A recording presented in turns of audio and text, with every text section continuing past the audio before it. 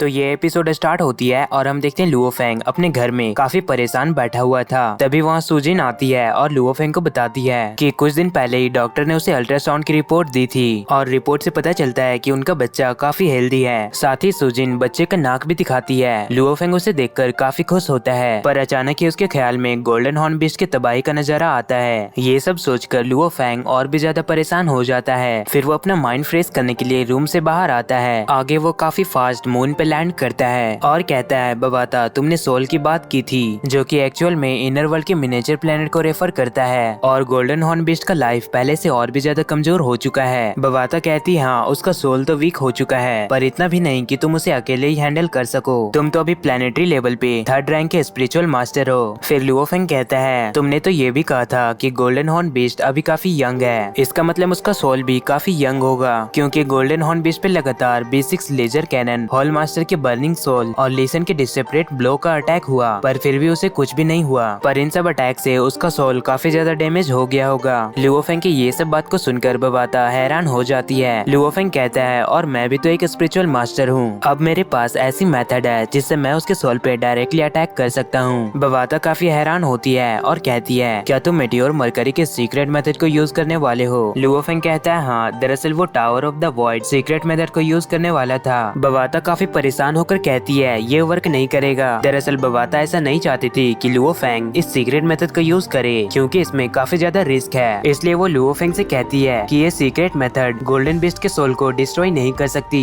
Luo Feng कहता है, क्या होगा अगर हम 6 सोल पावर को यूज करें? क्या तब भी ये मेथड गोल्डन बीस्ट के सोल को डिस्ट्रॉय नहीं कर सकती? ये सुनकर बबाता और भी ज्यादा हैरान हो जाती है और लुओ फेंग से पूछती है, लुओ फेंग आखिर तुम क्या करने वाले हो? मैं कभी भी ऐसा करने की परमिशन नहीं दूंगी। मैं बस तुम्हारे लिए 50,000 सालों तक वेट की हूँ, मैं तुम्हें ऐसे मरने नहीं दे सकती। वो काफी ज्यादा इमोशनल हो जाती है। लुओ फेंग भी बबाता से काफी इमोशनल होकर कहता है, बबाता क्या तुम्हें लगता है कि मैं मरना चाहता हूँ? मैं तो अपने बच्चे को देखना चाहता हूँ, मैं भी जिंदा रहना चाहता हूँ, पर किसी स्पेसशिप के अंदर छुपकर नहीं, जहाँ तो सनलाइट भी नहीं आती है और ना ही वहाँ उसके कोई फ्रेंड्स होंगे। वो सब अर्थ के बारे में सिर्फ कहानियों में ही सुनेंगे कि कभी एक ब्लू प्लेनेट हुआ करता था जिसमें सनलाइट और काफी सारे मौसम आते थे, रेनफॉल, स्नोफॉल, स्प्रिंग सीजन, ऐसा भी कभी सीजन हुआ करता था। पर अफसोस अब अर्थ खत्म हो चुका है। मैं ऐसी लाइफ जीना नहीं चाहता हूँ। गोल्डन हॉर्न बीस्ट में 2 या 3% लाइफ बची है, मैं उसे अपने सीक्रेट मेथड से किल करना चाहता हूँ। अभी भी हमारे पास होप है। बबाता कहती है, इस मेथड को परफॉर्म करने के लिए तुम्हें 5 प्लेनेटरी लेवल के पावर हाउसेस चाहिए, जो कि अपने सोल को डिस्ट्रॉय करने के लिए एग्री हो। इन सिंपल वर्ड, वो खुद को सेक्रीफाइस करने के लिए रेडी हो। वो सारे लोग अपनी पूरी पावर तुम्हें ट्रांसफर करेंगे, तब जाकर सिर्फ तुम्हें टावर मेथड को परफॉर्म कर सकते हो। इससे तुम्हारे सोल को काफी हेवी डैमेज हो सकता है। बबाता काफी गुस्से में लुओ फेंग से कहती है, अगर मैं तुम्हारे इस ऑप्शन से एग्री हो भी जाती हूँ तो क्या 5 पावर हाउसेस खुद को सेक्रीफाइस करने के लिए रेडी हो जाएंगे? लुओ फेंग कहता है, हमारे पास अभी दूसरा रास्ता नहीं है, हमारे पास सिर्फ यही एक रास्ता है जिससे हम गोल्डन हॉर्न बीस्ट को किल कर सकते हैं। आगे वो बबाता से प्रॉमिस करता है कि वो अपना पूरा कोशिश करेगा कि वो ना मरे। देखो मास्टर होंग और लीसन भी तो नहीं मरे, और तुम्हारे पास तो हमेशा कोई तरीका होता है कि तुम मुझे सेव कर लो। किसी तरह बबाता इस प्लान के लिए मान जाती है। लुओ फेंग बबाता से कहता है, सारे मार्शल आर्टिस्ट ग्रुप को ये मैसेज सेंड कर दो कि हमें 5 प्लेनेटरी लेवल पावर हाउसेस चाहिए, जो कि खुद को इस बैटल में सेक्रीफाइस करना चाहते हैं। बबाता कहती है ठीक है, और वो सभी को ये मैसेज सेंड कर देती है। और वो लुओ फेंग से पूछती है, लुओ फेंग तुम क्या सोचते हो कि कितने लोग इस बैटल में खुद को सेक्रीफाइस करना चाहते हैं? आगे हम देखते काफी सारे मार्शल आर्टिस्ट अभी भी अपनी पूरी जान लगाकर उन मॉन्स्टर से फाइट कर रहे थे और अपने सिटीजन को सेव कर रहे थे। तभी वो सभी उसी मैसेज को रिसीव करते हैं। इधर लुओ फेंग और बबाता सबके रिप्लाई का वेट कर रहे थे।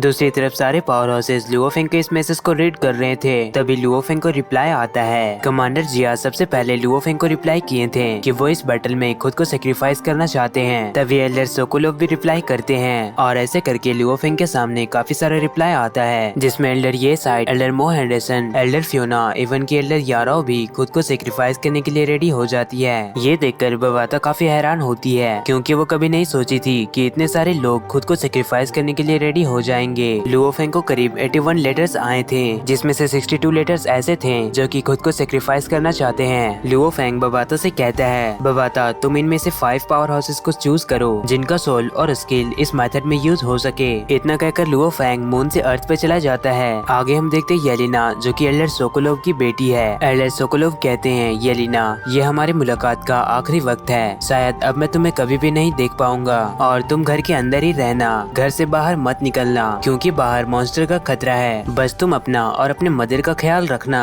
मैं गोल्डन हॉर्न बीच से फाइट करने जा रहा हूँ। क्या तुम आखिरी बार अपने फादर को देखना नहीं चाहती हो? एल्डर सोकोलोव काफी ज्यादा इमोशनल हो जाते हैं और जाते हुए आखिरी बार कहते हैं, येलिना बस तुम अपना ख्याल रखना, और वो वहाँ से चले जाते हैं। दूसरी तरफ येलिना भी काफी इमोशनल हो गई थी। वो काफी ज्यादा निराश थी और जैसे वो दरवाजा खोलती है वो देखती है एल्डर सोकोलोव वहाँ से जा चुके थे और वो अपना वोडका ड्रिंक वहीं पे छोड़ दिए थे। ये सब देखकर येलिना काफी ज्यादा रोने लगती है। आगे हम देखते हैं एल्डर मो हेंडरसन अपने घर में सारे काम को कर रहे थे और जैसे ही पूरा काम फिनिश होता है तभी डोरबेल बजता है और उसकी बेटी आकर उसे हग कर लेती है और काफी ज्यादा रोने लगती है। आगे हम देखते लायन किंग भी अपने आखिरी वक्त को अपने बच्चों के साथ बिता रहे थे और सब इस मोमेंट में काफी ज्यादा इमोशनल हो गए थे। ऐसे ही एल्डर ये साइड अपनी आखिरी वक्त को अकेले ही बिताते हैं और कमांडर जिया अपने आखिरी वक्त में अपने पेट कैट को फीड करते हैं। साथ ही वो अपने डॉटर को कॉल करते हैं जो कि इसी वॉर बेस में वर्क करती थी। कमांडर जिया कहते हैं, मैं जा रहा हूँ, तुम रोना मत। सोल्जर होने के नाते हमें अपने लाइफ को इस अर्थ के लिए सेक्रीफाइस करना होगा और आगे तुम्हें इन कैट को फीड करना। इतना कहकर वो वहाँ से चले जाते हैं। आगे हम देखते हैं लुओ फेंग उन 5 पावर हाउसेस की लिस्ट को देख रहा था जो कि इस बैटल में खुद को सेक्रीफाइस करने वाले हैं, जिसमें एल्डर ये साइड, elder Mo Henderson, elder Sokolov, lion king और कमांडर जिया थे।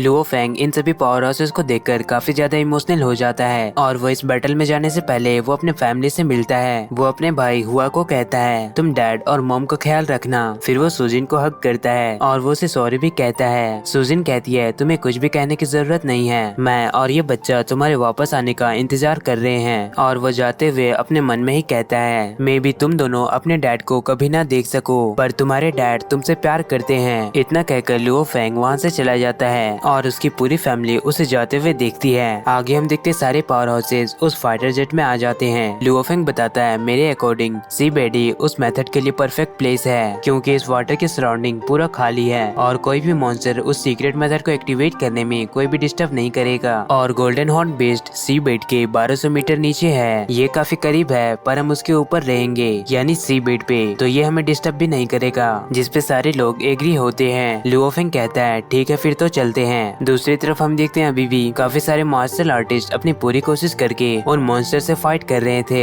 आगे बताया जाता है कि 6 टॉप प्लेनेटरी पावर हाउसेस जो कि 5 मेजर नेशन से हैं, वो सभी फाइनल काउंटर अटैक लॉन्च कर रहे हैं, जिसमें अमेरिका के first strongest person Elder Mo Henderson है, यूरोप के स्ट्रॉन्गेस्ट पर्सन एल्डर ये साइट है और इंडिया से लायन किंग है, रसिया से एल्डर सोकोलोव और चाइना के इटर्नल हीरो कमांडर जिया और अर्थ के first spiritual master Luo Feng है। और ये अनाउंसमेंट पूरे वर्ल्ड वाइड हो रही थी, जिसमें कुछ सोल्जर लुओ फेंग का फ्रेंड थे। वो लुओ फेंग को देखकर पहचान लेते हैं और कहते हैं, ये तो हमारा ब्रदर लुओ फेंग है। साथ ही इस अनाउंसमेंट को लुओ फेंग की पूरी फैमिली भी देख रही थी। आगे अमेरिकन लीडर कहते हैं, मुझे लगता है कि ये ह्यूमैनिटी की आखिरी चांस है। आगे हम देखते हैं वो फाइटर जेट समुद्र के नीचे जाता है और काफी डीप जाने के बाद वो फाइटर जेट सी बेड पर लैंड करता है और सारे पावर हाउसेस एक साथ फाइटर जेट से बाहर आते हैं। सो गाइस, अगर वीडियो पसंद आई तो वीडियो को लाइक कीजिए, साथ ही इस चैनल को सब्सक्राइब करके बेल आइकन पे प्रेस कर लीजिए।